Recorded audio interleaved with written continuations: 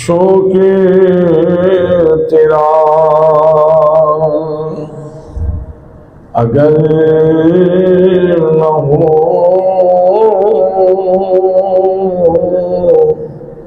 मेरी नमाज का ईमान, मेरा क़याम भी हिजाब,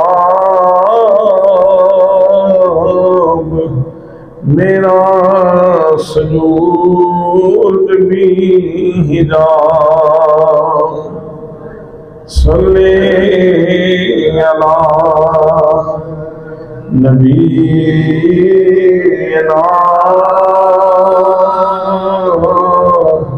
सल्ले अला मुहम्मदिन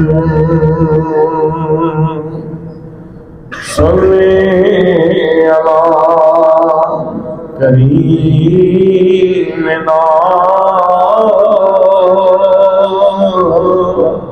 सल्ले अला मुहम्मदिन। बहुत ज़्यादा इज़्ज़त व ताज़ीम व तकरीम के लायक मेरे प्यारे नबी सल्लल्लाहु अलैहि वसल्लम के प्यारे गुलामों, अल्लाह करीम के फजल व इनायत से हमें मस्जिद शरीफ में हाज़री का शरफ नसीब हुआ है। हम अपने रब की बारगाह में इस इनायत के ऊपर, इस करम गुस्तरी के ऊपर, इस नज़र इनायत के ऊपर उसके बारगाह में सपासे अकीदत पेश करते हैं और तशक्कुरात के जज्बात पेश करते हैं। बरादरान इस्लाम, आज के खुतबा जुम्मतुल मुबारक में मैंने नमाज के हवाले से चंद गुज़ारिशात आपकी समातों की नज़र करनी है। दुआ है कि अल्लाह करीम मुझे हक़ कहने की तौफीक मरहमत फरमाए और हम सब को बयान करके, सुन के इसके ऊपर अमल करने की तौफीक नसीब फरमाए। अल्लाह करीम ने अपने महबूब सल्लल्लाहु अलैहि वसल्लम के तवस्सुल से हमारे ऊपर जहाँ और बहुत सारी मेहरबानियाँ फरमाई हैं, वहाँ नमाज भी अल्लाह करीम का एक बहुत बड़ा फजल है। बल्कि नमाज ये अल्लाह करीम का अर्शी तोहफा है। बाकी जितनी चीज़ें अता फरमाई, जितने अवामिर और जितने आकाम नसीब फरमाए, वो सारे के सारे फर्श पे अता फरमाए, लेकिन नमाज अल्लाह करीम ने अपने महबूब सल्लल्लाहु अलैहि वसल्लम को अर्श पे बुला के आपकी उम्मत के लिए ये तोहफा अता फरमाया। और चूँकि नबी मुकर्रम सल्लल्लाहु ताला अलैहि वसल्लम वहाँ दरबार उलूहियत में हाजिर हुए और आपको हजूरी नसीब हुई, अल्लाह करीम की जल्लियात नसीब हुई, अल्लाह करीम का जलवा मुतलक आपने देखा, चेहरा मुतलक की ज़ियारत की, तो अल्लाह करीम को मालूम था कि महबूब सल्लल्लाहु ताला अलैहि वसल्लम जब वापस जाएंगे तो लोगों के सामने, उम्मतियों के सामने जब इस हकीकत को बयान करेंगे, मेराज की हकीकत को, तो कितने दिलों में ये ज़ौक़ जागेगा और ये ख्वाहिश पैदा होगी कि काश इसमें से कुछ लज्जत हमें भी नसीब हो जाए। तो अल्लाह करीम ने अपने महबूब सल्लल्लाहु ताला अलैहि वसल्लम की उम्मत के अहले शौक़ के लिए ये कमाल तोहफा अता फरमाया। अपने महबूब को नमाज का तोहफा दिया और साथ ही फरमाया कि अपनी उम्मत से कह देना कि ये नमाज जो है, इन्न सलाता तन्हा अनिल फहशाए वल मुनकर, अगर अपनी सोसाइटी को, अपने समाज को हर किस्म की फहाशी और उरियानी से, हर किस्म की बुराई से बचाना चाहते हो तो निज़ाम नमाज राइज कर दो, नमाज के निज़ाम को राइज कर दो। फर्द पाक हो जाएगा, सोसाइटी पाक हो जाएगी, मुआशरा पाक हो जाएगा और मुल्क पाक हो जाएगा। ये अल्लाह करीम ने ऐसा तोहफा अता फरमाया है। लेकिन ये नमाज जो हर किस्म की बुराई और बेहयाई से रोकती है, ये नमाज तोते वाली नमाज नहीं है। जैसे तोते को चंद अल्फाज लगा दिए जाते हैं तो उसके शऊर के साथ उसका कोई ताल्लुक नहीं होता, थोड़ी बहुत समझबूझ होती है, लोगों के कहने के ऊपर वो चंद बातें याद कर लेता है, लेकिन है वो गैर ज़बियल उकूल में से, उसको खुद कोई समझ नहीं होती, बस लोगों के कहने के ऊपर कुछ चीज़ें याद करवा दी गई, रट्टी रटाई, तो वो बोलता रहता है। तो ज़रूरत इस बात की है कि हम जब नमाज पढ़ें तो जो कुछ हमारी जुबान से निकल रहा हो वही हमारा दिल भी कह रहा हो, वही हमारा दिमाग भी सोच रहा हो। जब दिल, दिमाग और जुबान एक नुक्ते पे मरकूज हो तो फिर वो नमाज बनती है, और जब नमाज इस तरह अदा की जाए तो फिर वो नमाज बुराइयों और बेहयाइयों से रोकती है। नमाज के लिए बुलाने का जो अल्लाह करीम ने सिलसिला जारी फरमाया वो भी बड़ा खूबसूरत है। नमाज के लिए अजान दी जाती है, और अजान में जब पहले कलिमात कहे जाते हैं तो उसमें अल्लाह की तकबीर है, अल्लाह की किबरियाई का बयान होता है, फिर अल्लाह करीम के वहदहु ला शरीक होने का बयान होता है, और फिर नबी मुकद्दम सल्लल्लाहु ताला अलैहि वसल्लम की रिसालत कामला का जिक्र होता है। और ये ऐलान करने के बाद, ये तस्दीक करने के बाद फिर बंदा बुलंद आवाज से कहता है हय्या अलस्सलाह, हय्या, हय्या बमाना ताल, आ जाओ, नमाज के लिए आ जाओ। तो ये ऐलान किसकी तरफ से है? मैं बैठा हूं और मेरे वालिद गिरामी अल्लाह उन्हें कदी की रहमत फरमाए मुझे कहें कि बेटा इधर आओ, तो क्या मैं उनकी खिदमत में हाजिरी देने में उस वक़्त कोताही करूंगा, बैठा रहूंगा? नहीं। आप लोगों में से जिनके वालिदैन जिंदा हैं, अगर वालिद या वालदा ये कहें कि बेटा इधर आओ मेरी बात सुनो, तो कौन है जो कोताही करेगा? फौरन दौड़ के जाएंगे। अगर खावंद अपनी बीवी से कहे कि मेरी बात सुनो इधर आओ, तो वो फौरन दौड़ के आएगी और आके बात सुनेगी। अगर हम अपनी औलाद से कहते हैं कि बेटा बात सुनो, तो वो दौड़ के आते हैं और फौरन हमारी बात सुनते हैं। तो हजरात मोहतरम, जब अल्लाह करीम की बारगाह से ऐलान हो रहा है हय्या आओ, हय्या अलस्सलाह, आओ नमाज के लिए। और नमाज क्या है? नमाज अस्सलातु मेराजुल मोमिनीन, नमाज मोमिन की मेराज है। नमाज क्या है? नमाज अस्सलातु इमादुद्दीन, नमाज दीन का सुतून है। नमाज क्या है? नबी करीम सल्लल्लाहु ताला अलैहि वसल्लम ने इरशाद फरमाया, मेरी आंखों की ठंडक नमाज के अंदर है।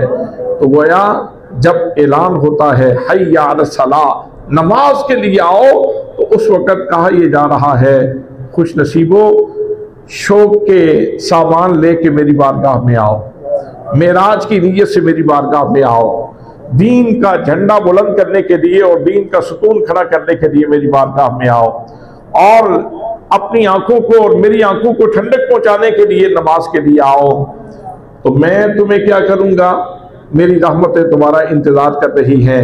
अगले जुमले में इरशाद फरमाया हय्या अलल फलाह, दोनों जहानों की कामयाबी चाहते हो तो मेरे दरबार में आओ, नमाज पढ़ो, मैं तुम्हें दोनों जहानों की कामयाबी अता फरमाऊंगा। आज मंजिल तो हर बंदे की कामयाबी है। आप जिससे भी पूछें तो हर बंदा ये कहेगा कि मैं कामयाब होना चाहता हूँ, मैं फेल नहीं होना चाहता, मैं पसपा नहीं होना चाहता। हर बंदे की मंजिल तो कामयाबी है, लेकिन हमने कामयाबी के हुसूल के लिए जो जाविये बना रखे हैं, जो पैमाने बना रखे हैं, वो हमने अपनी अक्ल के साख्ता पर दाख्ता बना रखे हैं। अपनी सोचों से तराशे हुए जो खतूत हैं उनके ऊपर तो हम चलते हैं। ये हो सकता है हम इस रास्ते पे चलें तो हमें कामयाबी नसीब हो जाए। हजरात मोहतरम, असल तो जाविया, असल रास्ता और असल खत तो वो है जो मेरे रब ने कायम किया है। जो खतूत मेरे रब ने कायम किए हैं, अगर उन खतूत पे चलेंगे, उस रास्ते पे चलेंगे, उस तैक पे चलेंगे, तो फिर हमें अल्लाह करीम वादा फरमा रहा है, हय्या अलल फलाह, आओ कामयाबी की तरफ, दोनों जहानों की कामयाबी की तरफ। कितना खूबसूरत ऐलान है। अगर बंदे के दिल में मोहब्बत हो, ये सिर्फ अहले मोहब्बत के लिए है, सिर्फ अहले मोहब्बत के लिए है। जब हय्या होता है ना, हय्या, तो उसे पड़ती है चोट कि मुझे बुलाया जा रहा है, मेरा महबूब मुझे बुला रहा है। और कई अहले ज़ौक़ मैंने देखे हैं जो लोगों के जूते सीधे करते हैं, मस्जिद में आएंगे, लोगों के जूते सीधे करेंगे। उनसे पूछो तुम ये जूते क्यों सीधे कर रहे हो, तो जवाब मिलता है ये लोग मेरे दोस्त के मेहमान हैं, ये लोग मेरे दोस्त के मेहमान हैं, मेरे अल्लाह के मेहमान हैं, मेरे मकसूद के मेहमान हैं, मेरे रब के मेहमान हैं, इसलिए मैं उनके जूते सीधे कर रहा हूँ। मुझे इससे गरज नहीं कि ये जूता किसका है, ये चौधरी साहब का है, या मलक साहब का है, या सेठ साहब का है, या शेख साहब का है, या गुज्जर साहब का है, या चीमा साहब का है, या चट्ठा साहब का है, या किसी मोची का है, या किसी गरीब आदमी का है, या किसी मस्कीन आदमी का है। मुझे इससे कोई गरज नहीं कि जूता किसका है। मैंने तो ये देखना है कि आने वाला मेरे महबूब के घर में आया है, आने वाला मेरे दोस्त के घर में आया है। और जिस बंदे को ये सआदत नसीब होती है कि वो मस्जिद में आके अपने दोस्तों के जूते सीधे करे, कहे कि ये मेरे महबूब के घर में आए हैं, अब जब वो जूते सीधे करके मस्जिद के अंदर दाखिल होता है तो फिर उसकी नमाज का ज़ौक़ कुछ और ही होता है, उसकी नमाज का जायका और उसकी नमाज का ज़ौक़ कुछ और ही होता है। हज़रात मोहतरम, तो अल्लाह के घर की तरफ आना, मैंने पिछले जुम्मतुल मुबारक पे शायद अर्ज़ किया था कि गांव गांव पे कदम कदम के ऊपर दर्जे भी बुलंद होते हैं और गुनाह भी माफ होते हैं। दर्जे बुलंद हो रहे हैं, गुनाह माफ हो रहे हैं और मोहब्बत बढ़ रही है। मस्जिद के अंदर दाखिल हुए, अब ज़ौक़ के साथ आए मस्जिद में और फिर नमाज पढ़ी, अल्लाह के हुजूर हाज़िरी दी।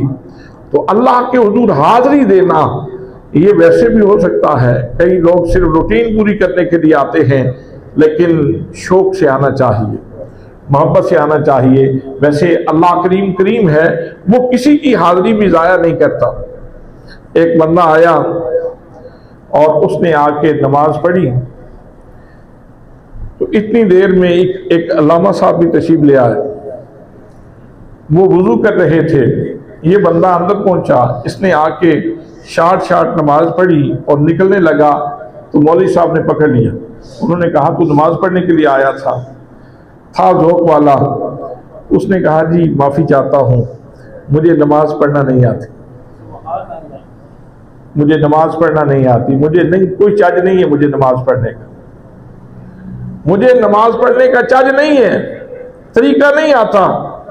नहीं, मैंने तुझे देखा है, जब मैं मस्जिद में आया हूं तो मैं देख रहा था कि तुमने नियत भी बांधी है और हाथ भी खड़े किए हैं, तकबीर तहरीमा के ऊपर तुम्हारे हाथ उठते हुए मैंने खुद देखे हैं और क़याम करते हुए मैंने तुम्हें देखा है, और तुम इतनी जल्दी नमाज पढ़ के जा रहे हो।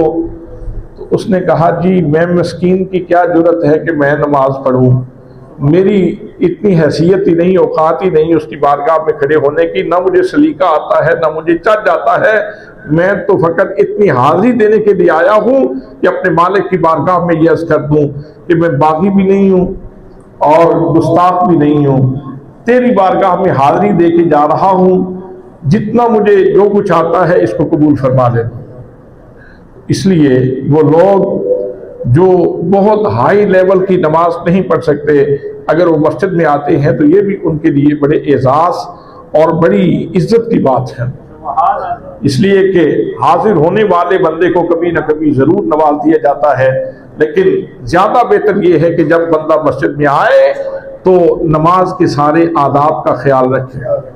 मैं अक्सर ये कहा करता हूँ कि एक आदमी सुबह सवेरे अजान से पहले 1 घंटा पहले उठ के आता है, कशां मस्जिद में आता है या घर में मुसल्ला बिछाता है, उठा बड़े ज़ौक़ से, सर्दी का मौसम था, रज़ाई छोड़ी, ठंडे पानी से वुज़ू किया और वुज़ू करने के बाद जब आके मुसल्ले के ऊपर खड़ा हुआ, अब बेचारे का मसला ये है कि उसको नमाज का तर्जुमा नहीं आता। उठा था बड़े शौक से, वुज़ू किया था बड़े ज़ौक़ से, लेकिन जब मुसल्ले पे आया तो नमाज का तर्जुमा नहीं आता। अब मालिक से बात करने का शौक़ था, मुलाकात करने का शौक़ था, उससे चंद बातें करने का शौक़ था। जैसे हज़रत इमाम हसन मुज्तबा रज़ियल्लाहु ताला अन्हु आप इरशाद फरमाते थे कि अगर किसी की ख्वाहिश ये हो कि मैं अपने रब से बातें करूं तो वह नमाज पढ़े, और जिसकी ये ख्वाहिश हो कि मेरा रब मुझसे बातें करे वो कुरान पढ़े। आया तो था बात करने के लिए, लेकिन अब ये अजीब बात है कि पढ़ तो रहा है, पता कोई नहीं क्या बोल रहा हूं। तो मैं अक्सर कहा करता हूं कि हम इस मामले में बड़ी सुस्ती करते हैं। इतना ये मुश्किल काम नहीं है, अगर थोड़ा थोड़ा करके भी एक एक लफ्ज़, दो दो लफ्ज़ करके रोज़ाना याद करें तो एक बूढ़ा आदमी भी 2 माह के अंदर नमाज का तर्जुमा आसानी से याद कर सकता है। मेरे पास ऐसे लोग मौजूद हैं कि जिन्होंने बुढ़ापे में मुझसे तर्जुमा पढ़ा है नमाज का। सारा तर्जुमा उन बुजुर्गों को फरफर आता है और लोगों ने तर्जुमा याद किया है।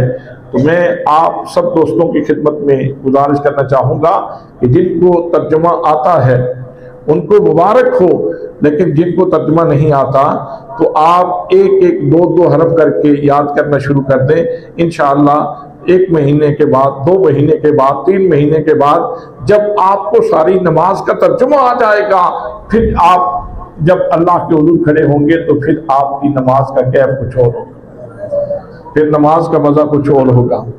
तो हज़रात मोहतरम, ये नमाज अल्लाह करीम ने हमें एक खूबसूरत तोहफा अता फरमाया है। नबी मुकर्रम सल्लल्लाहु ताला अलैहि वसल्लम बाहर तशरीफ ले गए तो खज़ां का मौसम था। हज़रत अबू ज़र गफ़ारी रज़ियल्लाहु ताला अन्हु आपके साथ थे। नबी मुकर्रम सल्लल्लाहु ताला अलैहि वसल्लम ने एक खज़ां रसीदा दरख्त की टहनी पकड़ी और टहनी पकड़ के आका करीम सल्लल्लाहु ताला अलैहि वसल्लम ने उसको इस तरह से छोड़ा। जब हिलाया तो उसके पत्ते कसरत से गिरने लगे। तो हुजूर सल्लल्लाहु ताला अलैहि वसल्लम ने ये काम करके, ये अमल दिखला के हज़रत अबू ज़र से पूछा, फरमाया तुम्हें कैसा लगा? या रसूलल्लाह, हिकमत मुझे समझ नहीं आई। फरमाया कि जो बंदा नमाज पढ़ता है, जब वो नमाज पढ़ता है अल्लाह के हुजूर हाजिर देता है तो उसके गुनाह ऐसे ही गिरते हैं जैसे खज़ां रसीदा दरख्त के पत्ते गिरते हैं। सुभान अल्लाह, क्या हिकमत वाली जुबान है, क्या आसान उस्लूब है कि सादे से सादे बंदे को भी बात की समझ आ जाए और उसके दिल की गहराइयों में बात उतर जाए। इतने सादा अंदाज में मेरे आका करीम सल्लल्लाहु ताला अलैहि वसल्लम ने कितनी बड़ी हकीकत समझा दी। वैसे अगर हम सोचें तो जिंदगी में सबसे बड़ा बोझ क्या है? जिंदगी में बोझ तो इंसान के ऊपर जिम्मेदारियां तो बहुत हैं, लेकिन बोझ सबसे बड़ा कौन सा है? सबसे बड़ा बोझ गुनाह का बोझ। सबसे बड़ा बोझ गुनाहों का बोझ है। अल्लाह करीम इस बोझ से बंदे को रुस्तगारी नसीब फरमाए, निजात नसीब फरमाए। हज़रात मोहतरम, वो काम करते रहना चाहिए कि जिससे ये गुनाह इंसान के कंधे से उतरते रहें, ये माफ होते रहें। अल्लाह करीम ने एक खूबसूरत तरीका ये भी अता फरमाया है। फरमाया जब तुमसे कोई गलती हो जाए तो गलती अगर हो जाती है तो उसके बाद फौरन नेकी करने की कोशिश करो। गलती अगर हो जाती है, गुनाह हो जाता है तो फिर फौरन उसके बाद नेकी करने की कोशिश करो। इसलिए कि इन्नल हसनात युज़हिब्न सय्यात, बेशक ये जो नेकियां हैं ये बुराइयों को मिटा देती, ये बुराइयों को खत्म कर देती हैं। इसलिए एक बुराई अगर हो जाती है, कहीं गुनाह हो जाता है तो फिर बंदे को सरकशी पे नहीं उतर जाना चाहिए। बसा औकात बंदा गलत फहमी के शिकार हो जाता है। एक गुनाह किया तो अब मस्जिद की तरफ आने से गुरेजा है कि मैं तो गुनहगार हूँ, मैं मस्जिद में किसको मुंह दिखाने के लिए जाऊँ, मैं तो गुनहगार हूँ। तो इससे फिर और गुनाह बढ़ते हैं और गुनाह बढ़ते हैं और गुनाह बढ़ते हैं और बंदा गुनाहों के ऊपर दलेर हो जाता है। हजरात मोहतरम, इंसान से जब गुनाह हो जाए तो उसको चाहिए कि फौरन वो अल्लाह के हुजूर तौबा करे और गुनाह के बाद फिर एक नेकी कर ले, इसलिए कि मेरे रब ने इरशाद फरमाया इन्नल हसनात युज़हिबन सय्यात, गुनाह हो जाए तो उसके बाद नेकी कर लो, इसलिए कि नेकियां गुनाहों को मिटा देती है। सुभान अल्लाह। अब जरा ये भी देखें कि गुनाह हमसे होते हैं और अल्लाह ने हमारी बख्शिश का इंतज़ाम कैसे किया हो। हमसे गुनाह हो जाते हैं, दामन आलूदा हो जाता है, हम मुजरिम बन जाते हैं, उसने फिर मुजरिम को महरम बनाने के लिए तरीके क्या रखे हुए। ये मुजरिम बन गया है बेचारा, इसको महरम बनाना है तो फरमाया ये भी बहाना है, ये भी बहाना है, ये भी बहाना है, ये भी बहाना है, और ये तो एक बहुत बड़ा कुलिया अता फरमा दिया कि नेकियां भी बेशुमार हैं। किसी किस्म की नेकी भी करते हो तो नेकी कोई भी है वो गुनाह को मिटाती, कोई भी नेकी है वो गुनाह को मिटा देती है। तो इस सिलसिले में जो नमाज का किरदार है वो बड़ा नुमाया है। हज़रात मोहतरम, एक और हदीस आपकी खिदमत में अर्ज़ करूँ। मेरे आका करीम सल्लल्लाहु ताला अलैहि वसल्लम ने इरशाद फरमाया साहबा किराम मुझे एक बात बताओ, जिस बंदे के घर के सामने से नहर रवा हो, नहर जारी हो और वो दिन में 5 दफ़ा उसमें गुस्ल करे तो क्या उसके जिस्म के ऊपर कोई मैल कुचैल बाकी रह जाएगा? माशाअल्लाह, अक्ल के बादशाह हैं, इश्क के बादशाह हैं, इदराक के बादशाह हैं, शऊर के बादशाह हैं, नालत के बादशाह हैं। अल्लाह की इनायात का मीन बरसता है मोहम्मद मुस्तफ़ा सल्लल्लाहु ताला अलैहि वसल्लम के ऊपर, लेकिन कितनी सादा अंदाज में मेरे आका करीम सल्लल्लाहु ताला अलैहि वसल्लम एक बहुत बड़ी हकीकत समझा रहे हैं। फरमाया जो बंदा घर के सामने से जारी नहर में 5 दफ़ा गुस्ल करे तो क्या उसके जिस्म पे कोई मैल कुचैल रह जाएगा? साहबा किराम ने अर्ज़ की या रसूल अल्लाह, नहर जारी हो और 5 दफ़ा उसमें बंदा गोताज़नी करे, 5 दफ़ा नहाए तो फिर मैल कुचैल कैसे रह सकता है? मेरे आका ने फरमाया बस यही समझ लो कि जो बंदा 5 वक़्त नमाज अपने ज़ौक़ से अदा करता है उसके भी गुनाह ऐसे ही ख़त्म हो जाते हैं। उसकी ज़ात से, उसकी रूह से वो गुनाहों का मैल कुचैल खत्म हो जाता है और उसकी रूह धुल जाती है, उसका बातिन धुल जाता है, उसका गुस्ल हो जाता है। अब इसके अंदर एक बहुत बड़ा राज भी है, इसके अंदर एक बहुत बड़ा राज है। वैसे 5 नमाजें फजर के वक़्त पढ़ लेते और उसके बाद दुकान वाला अपनी दुकान के ऊपर जाके बैठ जाता, किसान सारा दिन अपना काम करता और अपने खेतों में और अपने मवेशियों के साथ मसरूफ रहता। लेकिन अल्लाह ने नज़्म कैसा बनाया है कि सुबह सवेरे उठो तो उठ के नमाज पढ़ लो, फिर थोड़ा टाइम दिया काम करने का टाइम दिया और उसके बाद फिर जोहर की नमाज का हुक्म दे दिया, फिर जोहर के बाद कुछ काम कर लो, फिर फरमाया कि नमाज असर की तैयारी करो, नमाज असर के बाद फिर कुछ काम करने का मौका दे दिया और फरमाया कि आप मगरिब की तैयारी करो, और मगरिब के बाद फिर मौका दिया और फिर कहा कि अब इशा की नमाज की तैयारी करो। अब हजरात मोहतरम, इसमें राज क्या है? ये जो 5 नमाजें अल्लाह करीम ने वक्फे वक्फे के साथ अता फरमाई हैं, इसमें राज क्या है? इसमें राज ये है कि हम सारे मुसाफिर,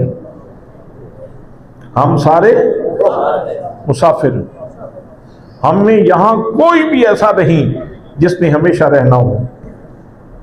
एक दिन तय के अजल आएगा, अल्लाह का पैगाम सुनाएगा और हमने चले जाना है। और अल्लाह ने हमारे साथ कर्म ये किया है कि अल्लाह ने हमें अपना मुहिब बना लिया और खुद महबूब बन गया। अल्लाह ने हमें अपना मुहिब बना दिया और खुद महबूब बन गया। सुभान अल्लाह, खुद महबूब बन गया। अब जिस मुहिब ने अपने महबूब से मिलने के लिए जाना हो तो वो कितनी तैयारी करता है? नहाएगा, गुस्ल करेगा, खुशबू लगाएगा, अच्छे कपड़े पहनेगा और फिर अपने दोस्त से, अपने महबूब से मिलने के लिए जाएगा। सुभान अल्लाह। ये जो मैं कह रहा हूं कि उसने हमें अपना महबूब बना, अपना मुहिब बना लिया है, ये आज की बात नहीं, ये तो आलम अरवाह की बात है। जब उसने ये इरशाद फरमाया था, अलस्तु बिरब्बिकुम, क्या मैं तुम्हारा रब नहीं हूं, तो ये सवाल पूछने से पहले अल्लाह ने हमारी रूह की गहराई में अपनी मोहब्बत का जोहर उड़ेला था और फिर पूछा था, अलस्तु बिरब्बिकुम, क्या मैं तुम्हारा रब नहीं हूं। तो उसी वक्त ही अल्लाह ने अपनी मोहब्बत का जोहर दे दिया था। लेकिन कुछ लोग यहाँ आके उसके ऊपर गर्द डाल बैठे, उसके ऊपर मिट्टी डाल बैठे और गुनाहों की दलदल में वो धंस गए। लेकिन जो खुश नसीब थे उनको वो वादा अल्लाह के नबी ने याद करवाया तो उनको वो याद।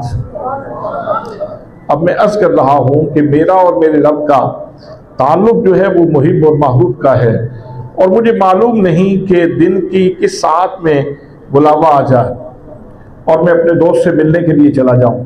मुझे कोई पता नहीं, मुझे कोई पता नहीं कि मैंने किस वक्त अपने दोस्त से जाके मिलना है।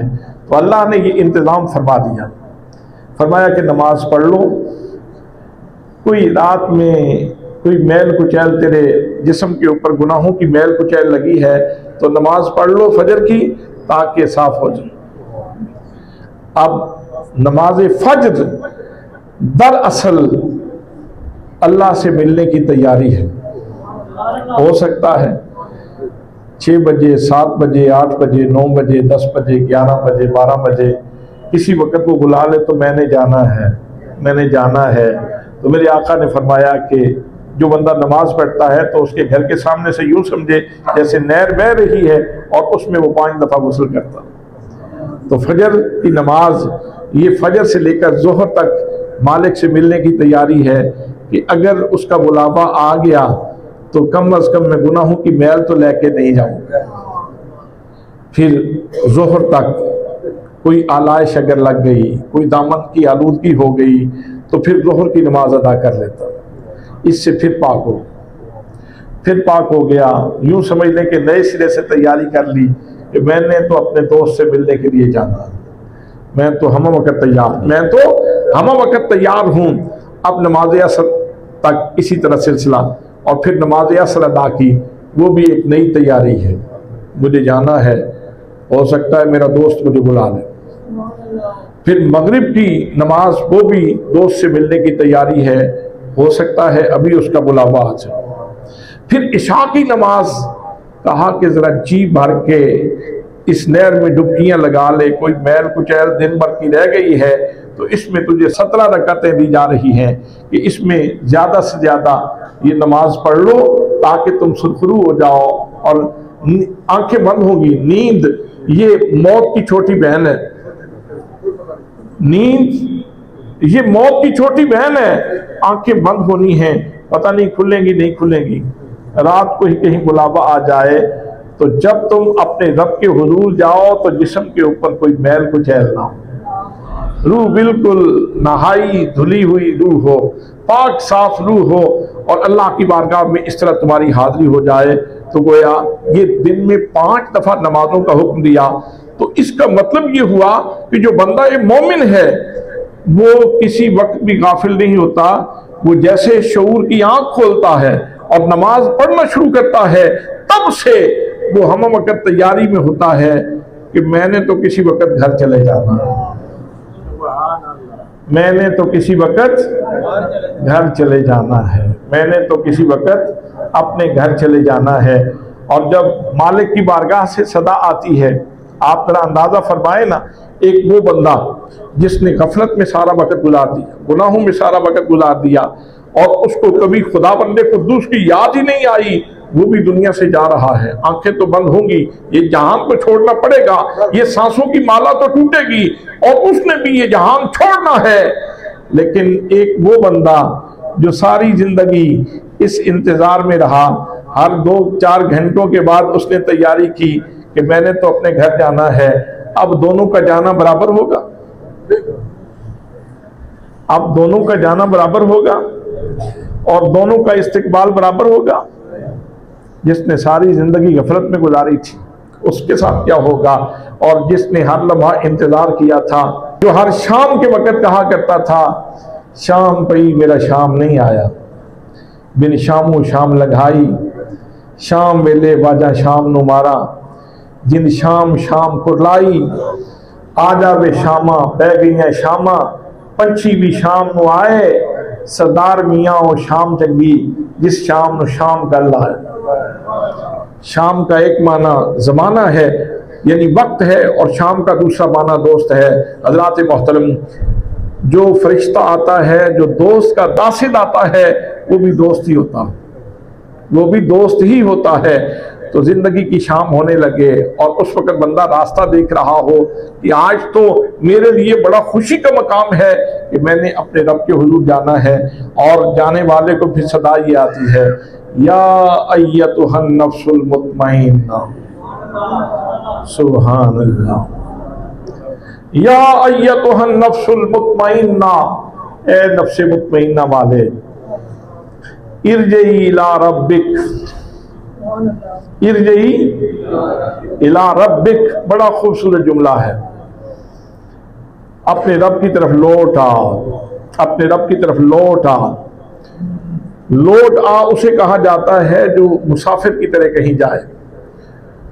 आप अपने बेटे को शहर भेजते हैं और फिर घर में कोई ज़रूरत पड़ जाती है तो आप फ़ोन करते हैं, बेटा घर लौट आओ, बेटा घर लौट आओ। तो जिसको कहा जाए कि तुम लौट आओ, इसका मतलब ये है कि वो पक्का नहीं वहां गया, वो कच्चा गया है और उसने वापस लौटना है। तो अल्लाह की बारगाह से ये सदा आती है बंदा मोमिन को, मेरे परदेसिया घर आ जा। तो अब आप ये मुझे बताएं कि जिस बंदे ने 50 साल जिंदगी 5 नमाजें अदा करके वक़्त गुजारा हो और हर नमाज इसलिए पढ़ी हो कि हो सकता है मेरा दोस्त मुझे बुला ले, आप अंदाजा फरमा सकते हैं कि उस बंदे की मसरत और शादमानी का आलम क्या हो, उस बंदे की रूह कितनी मसरूर होगी कि शुक्र है जिनकी राह देखते देखते वक़्त गुजर गया था, आज शुक्र है उस मालिक की बारगाह से ये पैगाम आया है, उसका कासिल आ गया है और मुझे लेने वाले आ गए। या अय्यतुहन नफ्सुल मुतमइन्ना इरजई इला रब्बिक, चल अपने रब की तरफ लौट चल। यहाँ लफ्ज़ रब जिक्र किया है और रब कहते हैं उस हस्ती को, मेरे मुर्शिद गिरामी नवाज़े आसद ज़ियाउल उम्मत हज़रत जस्टिस पीर मोहम्मद करम शाह अल-अज़हरी रहमतुल्लाह ताला अलैह ने लफ्ज़ रब की तशरीह करते हुए इरशाद फरमाया, रब कहते हैं तबलीगु शय ला कमालिही बेहस्बे इस्तेदादिहिल अज़ली शयअन फशयआ। रब उस हस्ती को कहते हैं जो किसी भी फर्द कायनात को नुक्ता आगाज से उठाए और फिर तदरीजन कमाल की तरफ ले जाए, उस हस्ती को रब कहा जाता। सुभान अल्लाह। तो यहाँ पूरी प्यार की दास्तान कह दी कि तुम जिसकी तरफ जा रहे हो ये वही हस्ती है कि जब तुम पानी की बूंद थे तो उसने तुम्हें खून बनाया, खून से बोटी बनाया, बोटी के ऊपर नक्शो निगार किए, तेरा चेहरा बनाया, तेरे साथ प्यार किया, तुझे खूबसूरत शाहकार बना दिया अपनी कुदरत का, और फिर तेरे इस जहान में आने से पहले माँ के सीने के ऊपर दूध की 2 नहरें जारी फरमा दी, और फिर तेरे लिए नेमतों का दस्तरखान बिछा दिया। जिस रब ने तेरे ऊपर इतने कर्म किए थे ना, अगर तुझे याद हो तो उसी रब ने तुझे बुला लिया।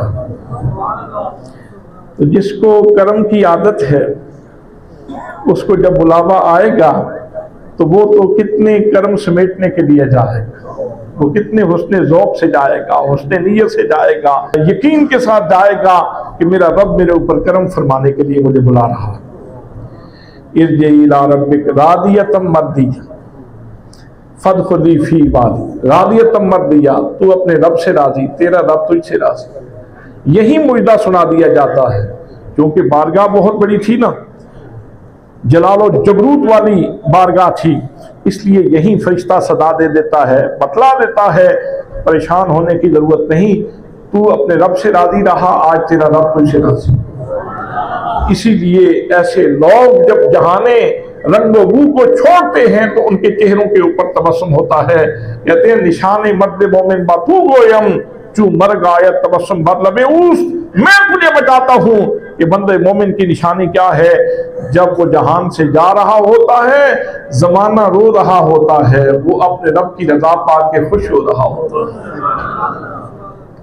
वो अपने रब की रजा पाके खुश हो रहा होता है। रादियत मर्दिया, और फिर साथ ये कहा फदखुली फी इबादी, फदखुली फी इबादी फदखुली जन्नती, जन्नत का परवाना बाद में दिया। पहले कहा ये बाबा फरीद हैं इनसे मिल लो, ये ख्वाजा मुइन है इनसे मिल लो, ये हजरत ख्वाजा हसन बसरी है इनसे मिल लो, ये इमाम हुसैन की हस्ती तशरीफ फरमा है इनसे मिल लो, ये इमाम हसन तशरीफ फरमा है इनसे मिल लो, ये अल्लाह के बंदे हैं, ये नबियों की जमातें मौजूद हैं, यहाँ सिद्दीकीन मौजूद हैं, यहाँ शुहदा मौजूद हैं, यहाँ सालिहीन मौजूद हैं, अल्लाह के बंदे मौजूद हैं, इनसे मिल लो।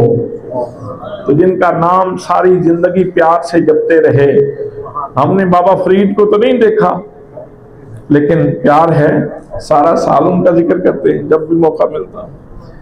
बल्कि मैं इससे आगे चला जाऊं तो हम हजरत इमाम हुसैन का जिक्र किस प्यार से करते हैं। तो आप मुझे बताएं ना कि जब यहाँ से जाएं और इमाम हुसैन की खिदमत में हाजिरी का मौका मिलता तो ईद नहीं हो जाएगी, ईद नहीं हो जाएगी।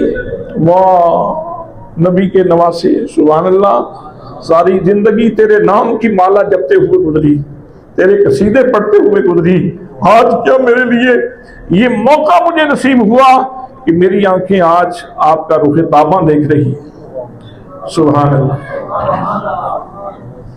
हजरत सिद्दीक़ अकबर, हजरत फारूक आजम, हजरत उस्मान गनी, हजरत अली हैदर कर्रार, अल्लाह के नेक बंदे, और उन पाक बारगाहों में हाजिरी देने के बाद फिर कहा जाता है कि तू जन्नत में दाखिल हो जा। सुभान अल्लाह। तो हजरात मोहतरम, मैं अर्ज़ कर रहा हूँ, ये नमाज इतना अच्छा तोहफा है, इतना अच्छा तोहफा है, और इसकी औकात की तायीन ये इतना फ्रूटफुल चीज़ है, इतनी समरावर चीज़ है कि इसके ऊपर थोड़ी सी तवज्जो करने की ज़रूरत है। हर नमाज बंदा मोमिन दरअसल नूर की नहर में डुबकी लगाता, नूर की नहर में हर नमाज के ऊपर बंदा नहाता है, और इसलिए नहाता है कि मुझे पता कोई नहीं मेरे दोस्त का पैगाम किस वक्त आ जाए, तो मुझे तैयारी करनी है घर जाने की, मुझे अपने घर जाने की तैयारी करनी है, मैंने वापस जाना है, मुझे अपने घर जाने की तैयारी करनी है। हज़रात मोहतरम, किसी ने बड़ा खूबसूरत बात कही थी, जिसका अमल हो बेगरज, जिसका अमल हो बेगरज उसकी जजा कुछ और है। हूरो ख़याम से गुजर बादाओ जाम से गुजर, इकबाल का शेर। इकबाल फरमाते हैं जिसका अमल हो बेगरज, ठीक है हूरें जन्नत का एक इनाम है, लेकिन जो आशिक़ इलाही है वो जन्नत तक, जन्नत की हूरों तक नहीं रहता, वो जन्नत के खैमों तक नहीं रहता, वो बादा और जाम तक नहीं रहता, बल्कि उसकी नज़र तो अपने मालिक पे लगी होती है। हुज़ूर सैयदी ज़ियाउल उम्मत हज़रत जस्टिस पीर मोहम्मद करम शाह अल-अज़हरी रहमतुल्लाह ताला अलैह ने सलामुन कौलम मिन रब्बिर रहीम सूरह यासीन के अंदर ये जुमला है, इसकी तशरीह में आपने हज़रत बाजरीद बुस्तामी रहमतुल्लाह ताला अलैह का ये कौल नकल किया। आप फरमाते हैं कि जब लोग जन्नत में जाएंगे तो हर बंदे का अपना ज़ौक़ होगा, कोई दूध पी रहा है, कोई शहद से मिठास हासिल कर रहा है, कोई किसी हूर के साथ बैठा है, कोई किसी गिलमान के साथ बैठा है, कोई कहीं मसरूफ़ है और कोई कहीं मसरूफ़ है, लेकिन उस शाख इलाही अल्लाह के आशिक जिन्होंने हमेशा अल्लाह का शौक पाला है सीने में, उनकी कैफियत ये होगी कि उनकी आंखें अल्लाह के जलवों के ऊपर लगी हुई, अल्लाह के जलवों के ऊपर उनकी नजरें लगी होंगी। और जब अल्लाह करीम चाहेगा कि अब इनको नई लज्जत से शाद काम किया जाए, तो थोड़ी सी देर के लिए अल्लाह का जलवा उनकी आंखों से ओझल होगा। तो हजरत बाजरीद बुस्तामी फरमाते हैं कि वो लोग इस तरह चीखेंगे जिस तरह दोस्त की दोज़ख में चीखते हैं, यानी एक लहजे के लिए जो वो फुरकत दी जाएगी नई लज्जत के लिए, वो भी उनके लिए बर्दाश्त करना मुश्किल हो जाएगी। तो जो अल्लाह का प्यार सीने में पालते हैं, जो शौक़ इलाही पालते हैं, वो जब जन्नत में भी जाएंगे तो उनकी शान वहाँ भी अनोखी और निराली होगी। इकबाल कलंदर लाहौरी ने दुआ करते हुए बात ख़त्म कर दी। वो कहते हैं अता असलाफ का जज्बे दरूं कर, यानी आसान तर्जुमा इसके ये है कि जो आग तूने बाबा फरीद के सीने में लगाई थी, वो अपने प्यार की आग मेरे सीने में भी लगा। मैं तड़पा करूं और तू देखा करे। अता असलाफ का जज्बे दरूं कर, शरीके जुमलाए ला यहज़नू कर, जिन अपने दोस्तों के बारे में तूने अला इन्ना औलिया अल्लाह ला खौफुन अलैहिम वला हुम यहज़नून की इस आयत के साथ बशारत फरमाई है, अपने बंदों का जिक्र किया है, मुझे उस गिरोह में शामिल कर। अता असलाफ का जज्बे दरूं कर, शरीके जुमराए ला यहज़नू कर, खिरत की गुत्थियां सुलझा चुका मैंने अक्ल की बातें बहुत कर ली, मेरे मौला मुझे साहिबे जुनू कर, मुझे साहिबे जुनू कर। जुनू क्या होता है? किसी भी हस्ती की तरफ, किसी भी शख्सियत की तरफ इब्तिदा में मैलान होता है। मैलान में तेजी आ जाए तो उसे रग़बत कहते हैं, जब रग़बत में शिद्दत आ जाए तो उसे मोहब्बत कहते हैं, और जब मोहब्बत में शिद्दत आ जाए तो उसे इश्क कहते हैं, और इश्क के समुंदर में जब तुग़यानी आ जाए तो उसे जुनून कहते हैं। इकबाल कहते हैं मैं मैलान का सवाली नहीं, मैं रग़बत का सवाली नहीं, मैं मोहब्बत का सवाली नहीं, मैं इश्क का सवाली नहीं, मुझे जुनून चाहिए, जुनून, मुझे जुनून चाहिए। तू आग लगा मेरे सीने में, मैं तड़पा करूं तू देखा करे। तेरी एक नजर की बात है, मेरी जिंदगी का सवाल है, तुझे क्या बताऊं मेरे दिलरुबा, तेरे सामने मेरा हाल है। तुझे क्या बताऊं मेरे दिलरुबा, तेरे सामने मेरा हाल है। तेरी एक नजर की बात है, मेरी जिंदगी का सवाल। व आखिर दावाना अल्हम्दुलिल्लाहि रब्बिल आलमीन।